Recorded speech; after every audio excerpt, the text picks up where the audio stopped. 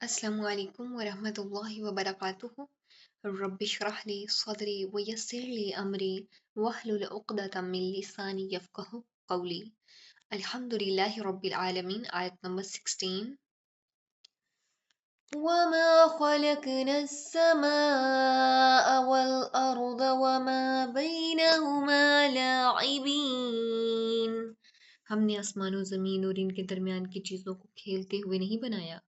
अल्लाह रब्बुल आलमीन फरमाते हैं कि हमने आसमान, ज़मीन और इनके दरमियान की सारी चीज़ों को खेल तमाशे के तौर पर पैदा नहीं किया। ये कायनात किसी बच्चे के रेत के घर या गुड़िया के खेल की तरह नहीं कि थोड़ी देर बनाया और फिर तोड़ दिया, बल्कि हर चीज़ एक अजीम हिकमत और मकसद के तहत बनाई गई है। इंसान की ज़िंदगी भी बेमकसद नहीं है, बल्कि ये इम्तिहान है जिसके बाद आखिरत में हिसाब होगा।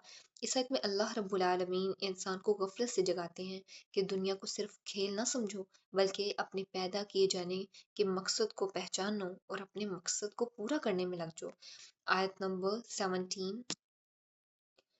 लौ अरदना अन नत्तखिज़ लहवन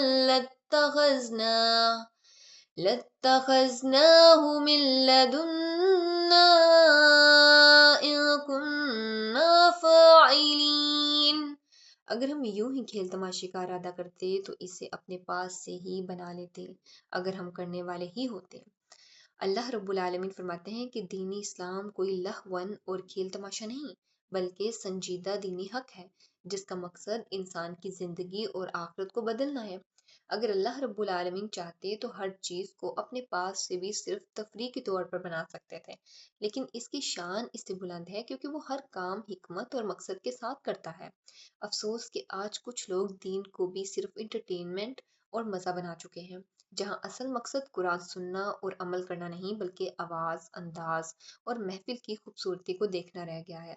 फिर वहाँ गुफ्तगू, खाना पीना, सोशल गैदरिंग गालिब आ जाती है और असल तफक्कर और अमल पीछे रह जाता है। अल्लाह रब्बुल आलमीन ये बताना चाहते हैं कि दीन को संजीदगी से लिया जाए, इसे सिर्फ सुनने या लुत्फ लेने के लिए नहीं, बल्कि अपनी ज़िंदगी की इस्लाह और आखिरत की तैयारी के लिए अपनाया जाए। अपने वक़्त को अल्लाह रब्बुल आलमीन की इबादत में इस्तेमाल किया जाए, क्योंकि असल कामयाबी अमल और हदायत में है, ना कि सिर्फ ज़ाहिरी महफिलों और वक्ती खुशी में।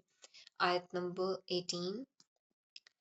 बल नक़ज़िफ़ु बिल्हक़्क़ि अलल बातिल फ़यदमग़ुहु फ़इज़ा हुव ज़ाहिक़ वलकुमुल वैलु मिम्मा तसिफ़ून।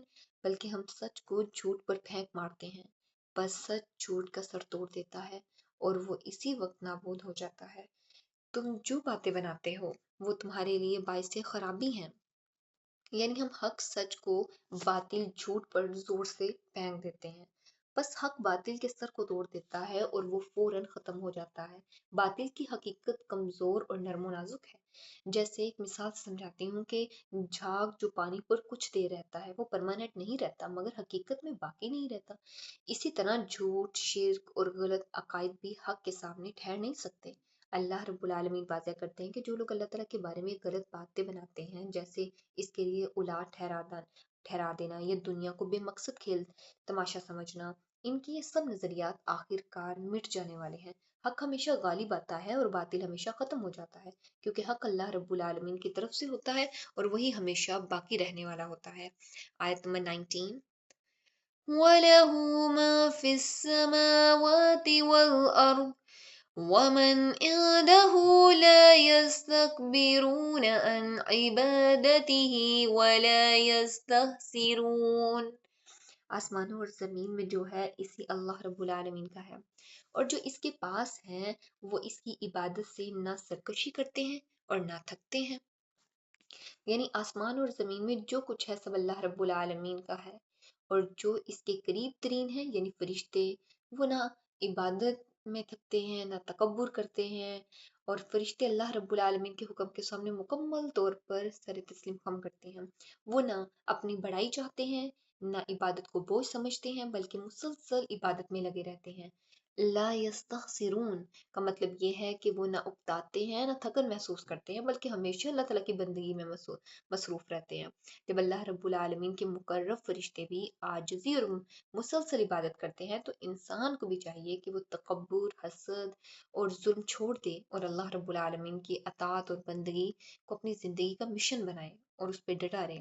آیت نمبر 20، يسبحون الليل والنهار لا يفترون، وہ دن رات تسبیح بیان کرتے ہیں اور ذرا سی بھی سستی نہیں کرتے۔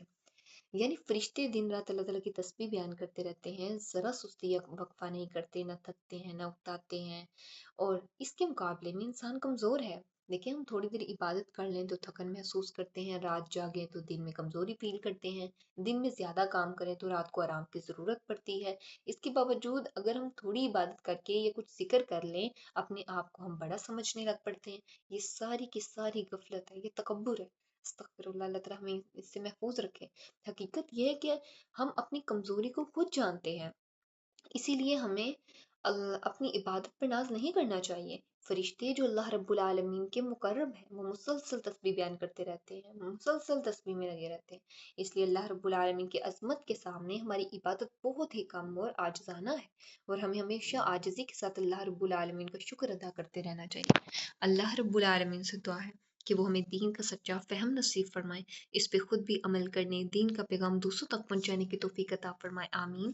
وآخر الدعوانا ان الحمد للہ رب العالمین، سبحانک اللہم وبحمدک، نشہد ان لا الہ الا انت، نستغفرک ونتوب الیک۔